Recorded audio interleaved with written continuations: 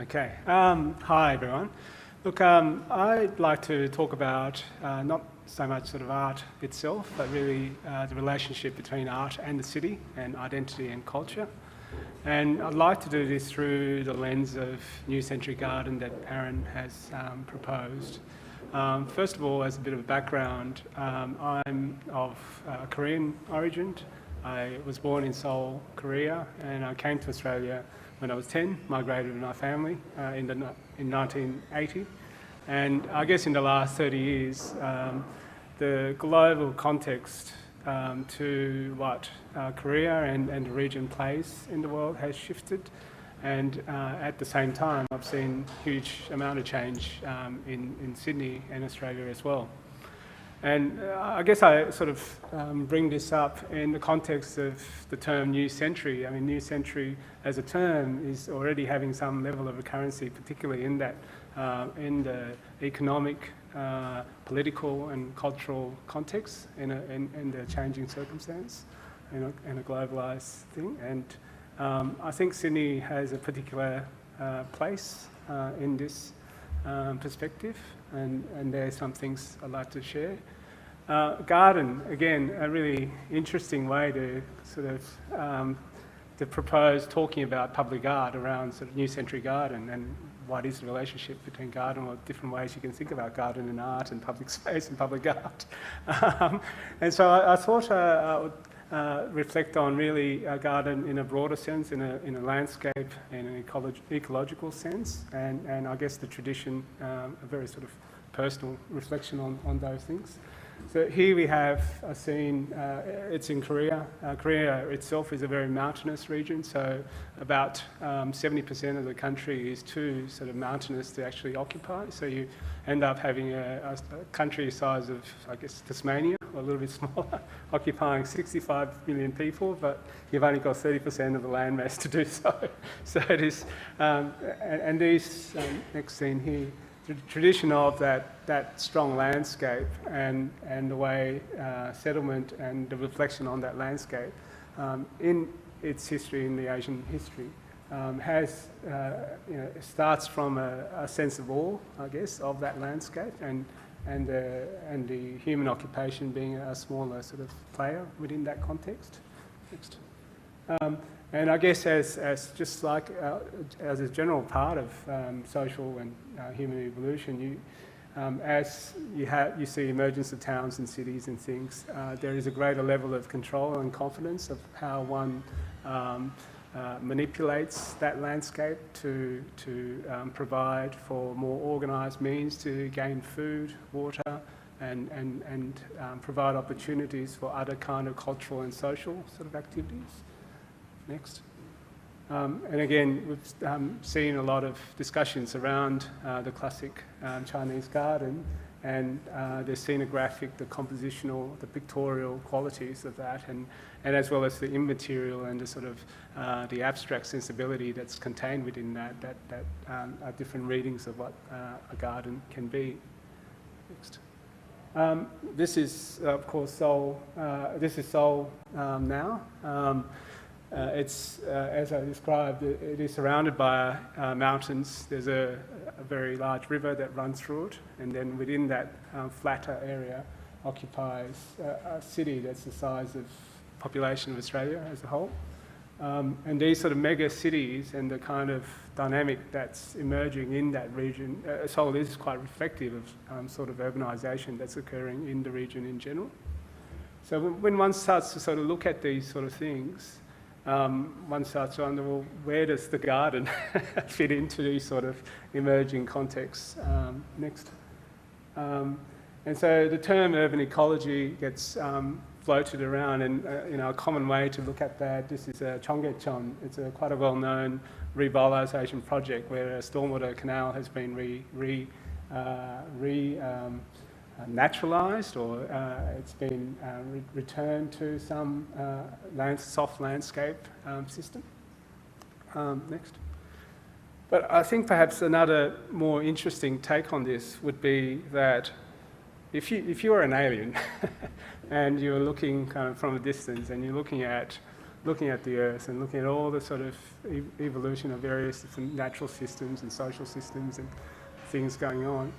I think one way to look at it is the most fascinating ecology would be the social ecology that's occurring at the moment. So rather than taking the sense there's a natural system out there and there's a social human, there's a kind of a duality between it. It's really one whole ecology where humans are playing a very critical part in the flow of material and energy that's within this system.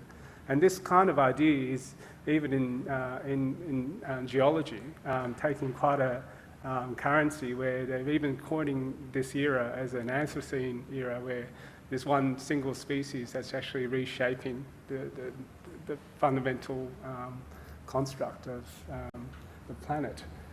So if we keep going here, this is an area in Seoul just north of Insadong. Insadong is quite a well-known art and heritage precinct, and this is a sort of an offshoot that's north of it. It's got a number of really interesting public art and small galleries, but what I wanted to focus the attention on was it's sort of perhaps the depth of the ecology and the breadth of that ecology, rather than necessarily the art, it's public arts and arts itself. And one sees a reflection in the built environment, and perhaps that as well, not perhaps, a very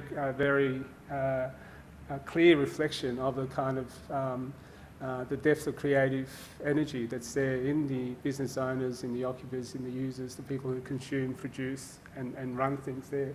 So on the left there, you have a French restaurant inside. It's really cool. Very, very authentically French inside as an interior. But it sits within this quite ramshackle, where the roof is still sort of has tarpaulin over it. There's things sort of, you can see the air conditioning ducts, the service ducts sort of haphazardly put together. And this small bit of garden, in essence, on the front that's sitting there. There's another building on the right here appears to be a sort of a 60s or 70s tiled building of origin, and which has a peculiar kind of turret top to it. But what's equally really interesting is the degree of precision and crafting of that facade at the street level. And that is, when you took a lot of photos taking this facade, because it is so amazingly detailed and well crafted. You'd think that bottom base, if you're zooming and you're looking at that is from an original era, or an era from a craftsman from that era that's building that, but it's actually a thin veneer over a building of that sort. Next.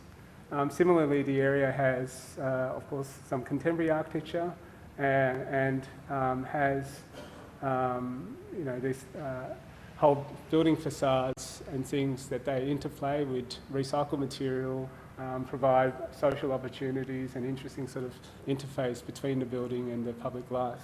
And I guess I'm putting these examples in as one way to look at art in the context is it is a medium to represent and reflect on things.